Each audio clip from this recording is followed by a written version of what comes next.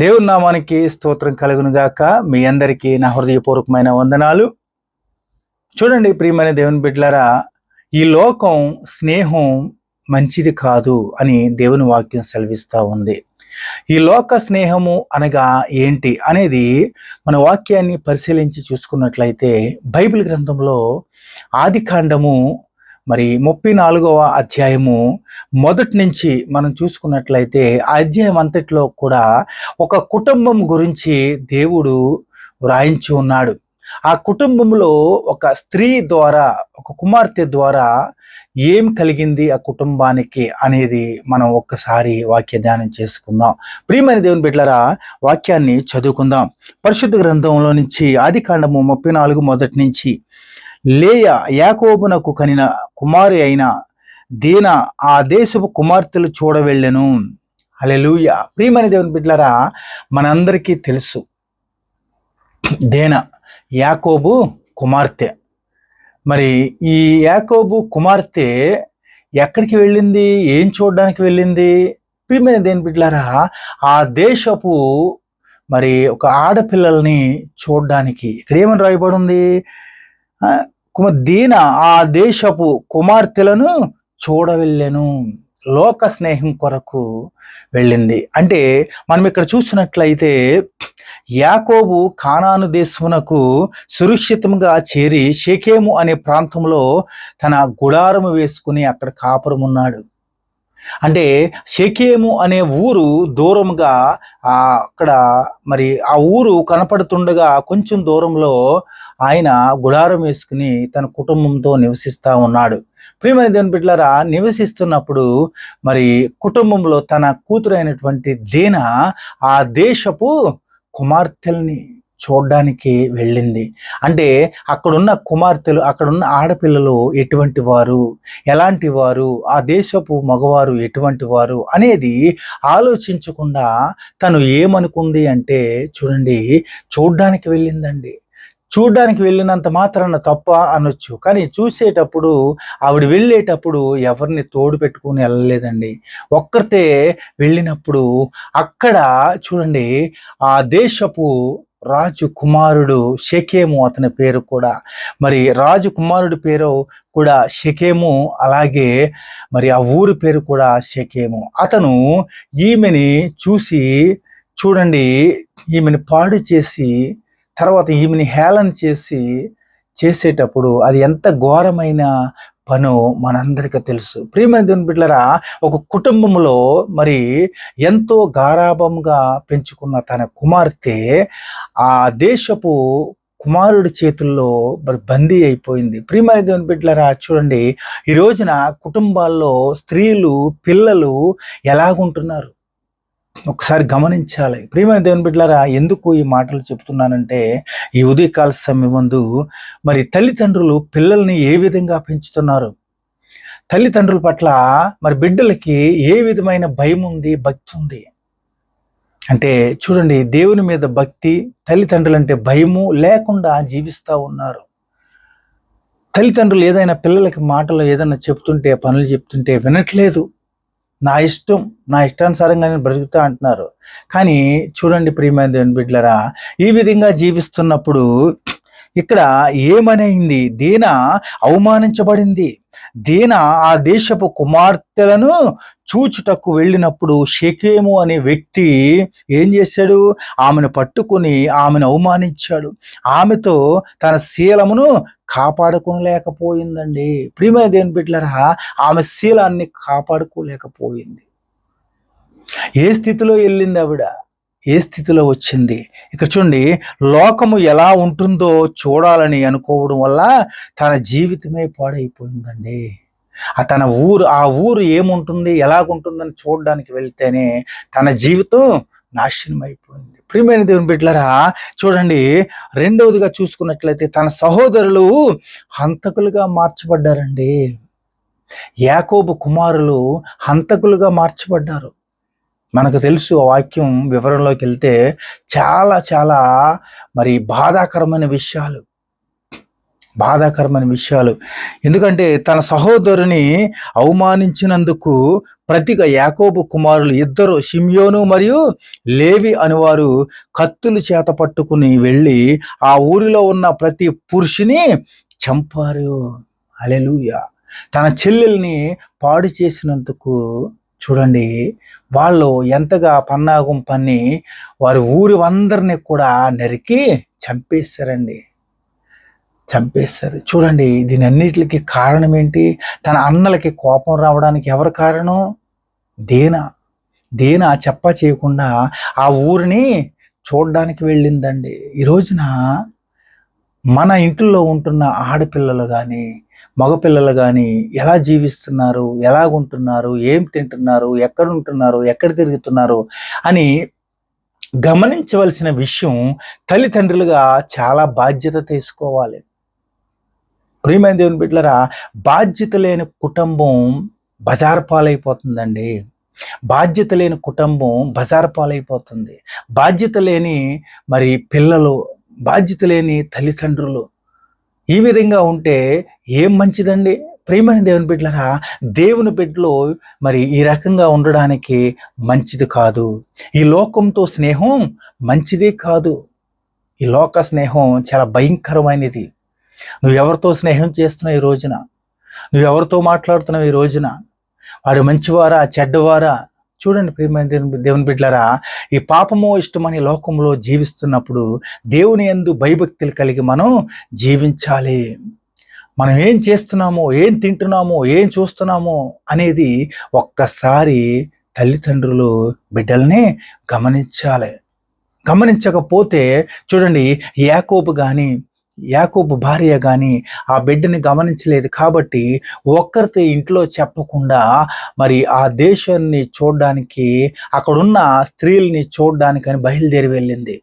బయలుదేరి వెళ్ళిన పాపానికి ఆమె ఆ దేశపు మరి రాజు అయినటువంటి కుమారుడి చేత బంధించబడింది. ప్రియమైన దేవుని బిడ్డలారా, చూడండి ఇంత ఘోరమైన మరి పరిస్థితులు రావడానికి మరి ఆ దీన చేసిన ఈ పనికి చాలా నష్టపోయింది. తన అన్నదమ్ములిద్దరు కూడా హంతకులుగా మారారు. చూడండి, తండ్రి అసహ్యుడిగా మార్చబడ్డాడు. ఏమంటారండి మార్కెట్లో చాలామంది కూడా ఏమంటారు తన కొడుకులు మరి ఆ దేశపు వాళ్ళందరినీ కూడా షెకెము అనే ప్రాంతంలో ఉన్న ప్రతి ఒక్కరిని కూడా తన కుమారులు చంపేశారు అని ఈయన్ని అసహించుకుంటారు. ప్రియమైన దేవుని బిడ్డలారా, చూడండి తన కుమారులు హంతకులుగా మారడానికి యాకోబు తెలుసుకున్నప్పుడు అతడు ఇలా చెప్పాడు, మీరు ఈ దేశ నివాసుల ముందు నన్ను అసహ్యునిగా చేస్తారు అని, అంతేకాకుండా వారు వచ్చి నన్ను చంపేస్తారేమో అని భయపడతా ఉన్నాడు. ప్రియమైన దేవుని బిడ్డలారా, ఇక్కడ చూస్తున్నట్లయితే ఇక్కడ మనం ముగింపులోకి వద్దాం. దీన యొక్క లోక స్నేహం కుటుంబం అంతటికి కూడా నాశనం తెచ్చింది. ఈ రోజున అనేక మంది యవ్వన బిడ్డలు లోకంలో ఏం జరుగుతుందో తెలుసుకోవాలి అని వెళ్తూ ఉంటారు. నువ్వు తెలుసుకోవాలని వెళ్తున్నప్పుడు నువ్వు తెలుసుకోవడమే కాక ఆ జన్మలో ఆ పాపములో ఇరుక్కుపోతున్నావు. ఎప్పుడైతే చూద్దాము అనుకున్నావో చూడడమే కాదు అక్కడ ప్రయత్నిస్తావు. ప్రియమైన దేవుని బిడ్డలారా, ఆ విషయంలో చాలా జాగ్రత్తగా ఉండాలి. నీకు ఏది మంచిదో ఏది చెడ్డదో బైబిల్ చాలా జాగ్రత్తగా వివరిస్తూ ఉంది. కానీ మనం ఏం చేస్తున్నాం? ఓ పక్క నుంచి వింటానే ఉంటున్నాం, కానీ ఈ పక్క నుంచి విని ఈ పక్క నుంచి వదిలేస్తున్నాం. ప్రియమైన దేవుని బిడ్డలారా, అది మంచిది కాదు, దేవుని బిడ్డలకి తగదు. చూడండి, పరిశుద్ధ గ్రంథంలో ఒక గొప్ప మాట వ్రాయబడి ఉంది. ఈ మాట చదువుకున్న తర్వాత మనం దేవుని వాక్యాన్ని ముగించుకుందాం. హల్లెలూయా. దేవుని నామానికి స్తోత్రం కలుగును గాక.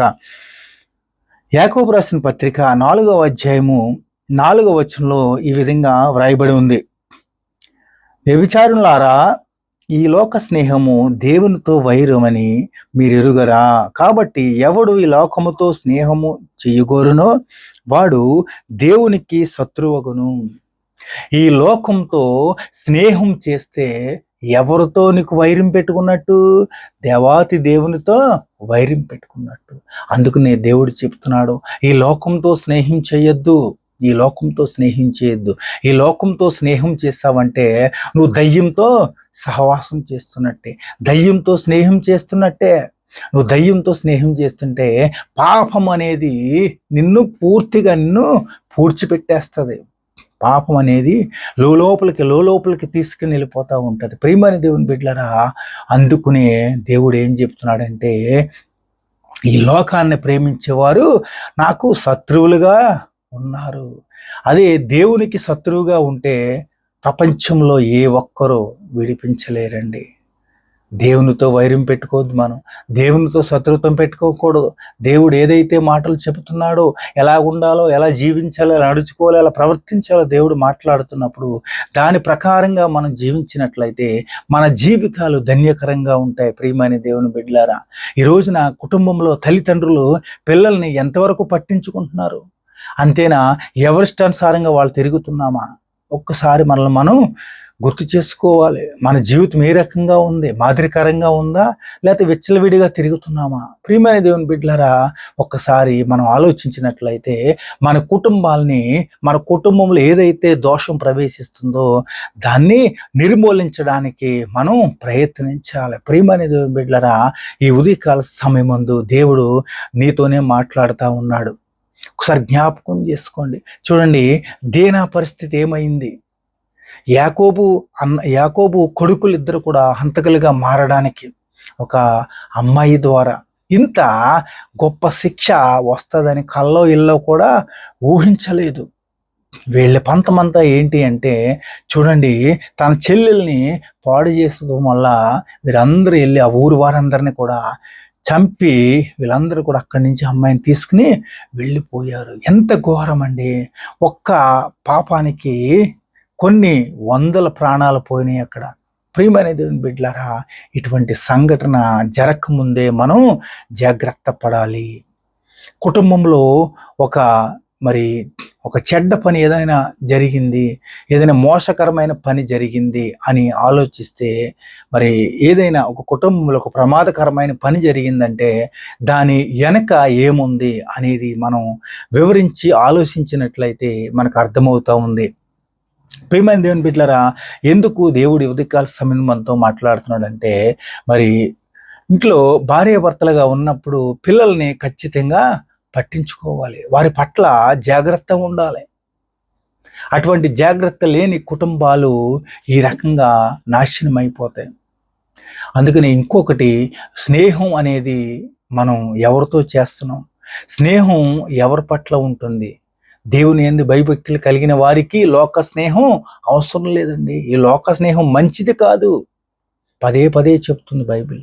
ఈ లోక స్నేహం నాతో వైరం, దేవునితో శత్రుత్వం పెట్టుకుంటే అది మామూలు విషయం కాదండి. ప్రియమైన దేవుని బిడ్డలారా, దేవుడి ఉదయకాల సమయం ముందు ఈ వాక్యం ద్వారా మనం ఏం నేర్చుకుంటున్నామో అనేది మనం గమనించినట్లయితే, దేవుడు ఈ మాటల ద్వారా మన కుటుంబాల్లో ఏది చెయ్యాలో, ఏది చేయకూడదో, ఏది చెయ్యాలో అనేది మనకి అర్థమవుతుంది. ప్రియమైన దేవుని బిడ్డలారా, ఈ వాక్యానుసారంగా మనం కొన్ని వచనాలు చదువుకొని వాక్య ధ్యానం చేసుకుందాం. చూడండి, ప్రియమైన దేవుని బిడ్డలారా, ఇక్కడ ఏమని వ్రాయబడి ఉంది? మొదటిగా 4వ అధ్యాయం మొదటిలో చూసినట్లయితే, మీలో యుద్ధములను పోరాటములను దేవుని నుండి కలుగుచున్నవి, మీ అవయవములలో పోరాడు మీ భోగేచ్ఛల నుండియే కదా.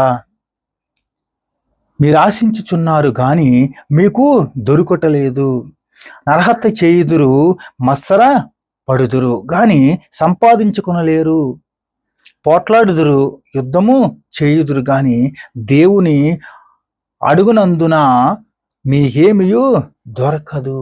హల్లెలూయా. ఈ లోకంలో ఎలా బ్రతకాలో, ఎలా జీవించాలో, ఎలా నడుచుకోవాలో ఇవన్నీ కూడా దేవుణ్ణి అడిగినట్లయితే నీ కుటుంబంలో అన్నీ సమృద్ధిగా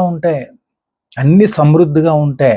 నువ్వు దేవుణ్ణి అడగకుండా నీ ఇష్టానుసారంగా జీవిస్తే నీకేమీ దొరకదు.